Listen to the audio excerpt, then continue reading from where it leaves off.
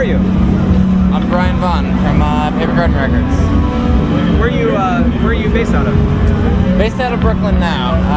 The Paper Garden project started in Omaha actually when I was in school, and I was in school in Nashville at the time at Belmont University. But yeah, I went back to Nebraska for a summer and found out about this band Eagle Seagull, like the bass band, and started it up from there. I was eager to start.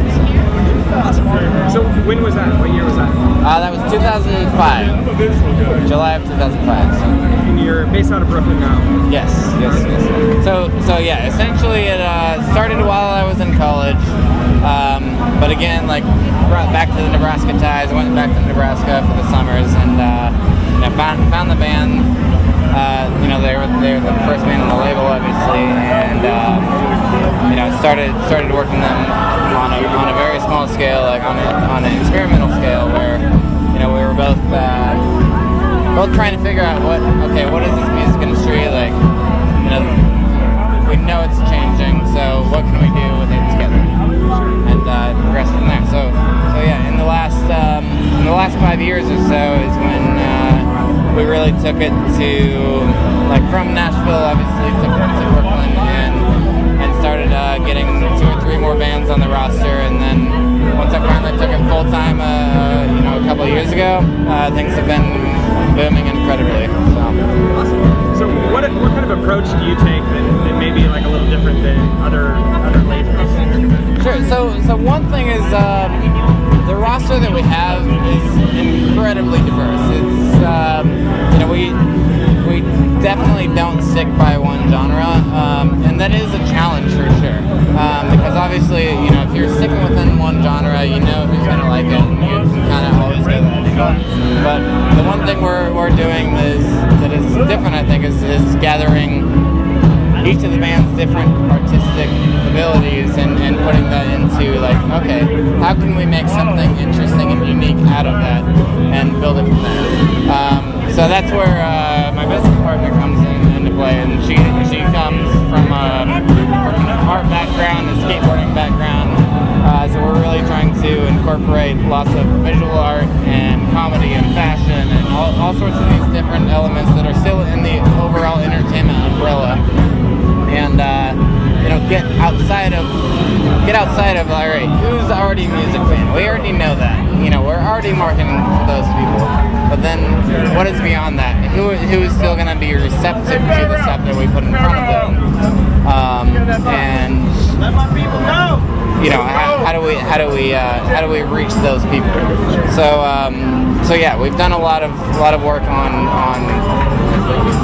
getting our material and putting our marketing together to reach those people instead of just the hipsters that are reading Pitchfork every day, who we already know what they're going to do. Sure. Are labels relevant today? Yes and no. So it's really funny when bands say that record labels are extinct, because in some way, the old school record label is, and the other way, unless a band can fully do everything themselves, then they're not going to go anywhere.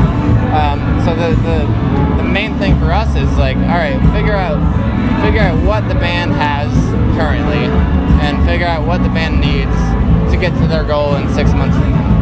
And what that is like what labels are shifting into. There is no standard label deal anymore. It has shifted into everything that you wouldn't expect a record label to do. Depending on the band that we work with, we provide a managerial role, we provide a booking agent role, we provide obviously the label role, the publicity role. But it all depends on what the band's goals and ideals and artistic scene is about.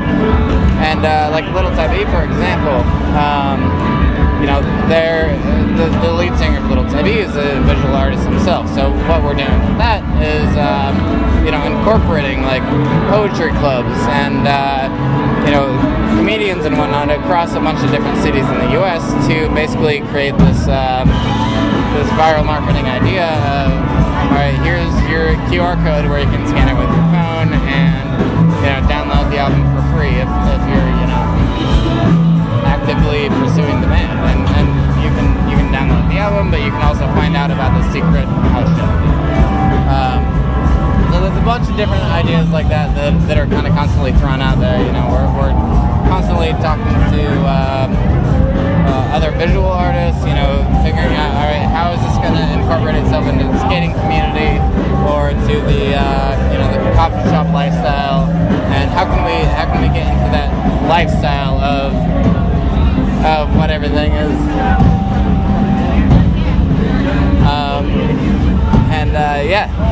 It is really interesting because it keeps us awake. It keeps away from a certain structure, and it creates creative ideas.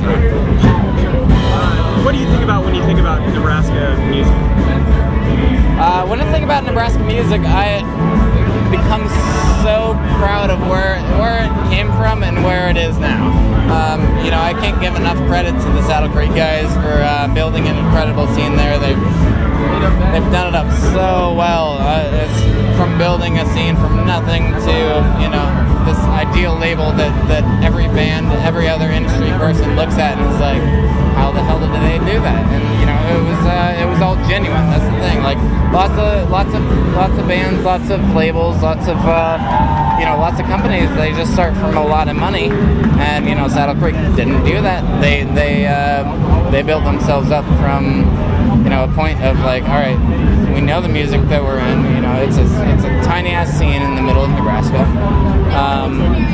How do we build this? And they, it took them years, but they got to a point where now, Bright Eyes is playing South by Southwest 2011, and everybody on the street is talking about it. So yeah, the Nebraska roots, like it's incredible. Like that's the perfect example of seeing where it has come from and how much it can do. And then a band like Midwest Dilemma, they Justin, the lead singer of it, he's doing his own thing with booking as well, and booking a lot of stuff in Nebraska as well as outside of the state. So I think it's incredible the proactive nature of Nebraskans to spread the word back to Nebraska, all the while spreading outside into the overall realm of the U.S. and international and beyond. Which band were you most excited to see here, and did you get a catch up? It's a trick question. Obviously I'm very impartial. For all the label bands that we represent, Little Tybee and Alcoholic Faith Mission, are both incredible. A couple of the other bands, Little Red from Australia, love them. Diva City from the UK, amazing as well. Midwest Dilemma, I've seen them plenty of times before, but they kill it every time. So yeah, it's an array of a lot of bands that I've seen, and it's hard to say which ones actually stick out, but those are the highlights so far that I think. Are you coming back next year? Absolutely. The year 2012, I think with the success we've had this year so far, there's no reason at all why we wouldn't come back next year and just